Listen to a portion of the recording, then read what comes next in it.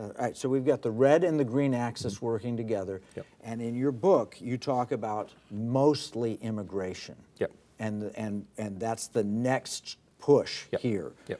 So walk us through the caravans. Are they in any way tied to the red-green axis? The caravans pretty much are the red-green axis. I mean, you have to think what happened in Europe was not a mistake. What happened in Europe was a deliberate strategy, I believe, masterminded by the Russians to essentially invade and overtake Europe with a massive Cloward-Piven strategy. Cloward-Piven. And it was facilitated by Angela Merkel, who most people think is a West German conservative leader. She was born and raised in East Germany, and she was a communist youth leader. She has never changed her stripes, and you see the destruction that it's caused throughout Europe. The migrant caravans were the follow-on to that. The migrant caravans were not spontaneous.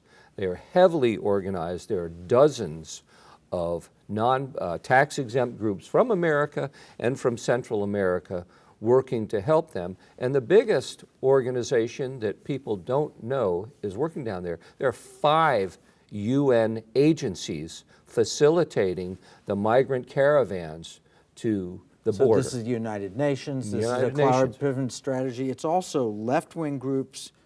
There's some taxpayer funding, I would imagine. A lot of well, for example, Centro Sin Fronteras, which is the funding group for Pueblo Sin Fronteras, which is the on-the-ground small organization from Chicago.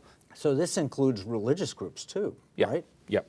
So, for example, the Catholic Legal Immigration Network, CLINIC for short, receives government from the funding, and it works closely with these organizations. The Ford Foundation provided $2.9 million since 2011. The Illinois Coalition for Immigrant and Refugee Rights is 80% funded by the Illinois government. They provide... Which is bankrupt, essentially. Yes.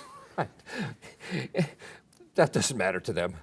They find the money somehow, and they provide, in turn, provide money to Centro Sin Fronteras, and it's this shell game, because it starts at one place and then goes to another, then goes to another, and goes to another, and the final endpoint are these small tax exempts, with maybe getting a few $100,000 each, that have activists on the ground doing the groundwork, but there's huge money behind it.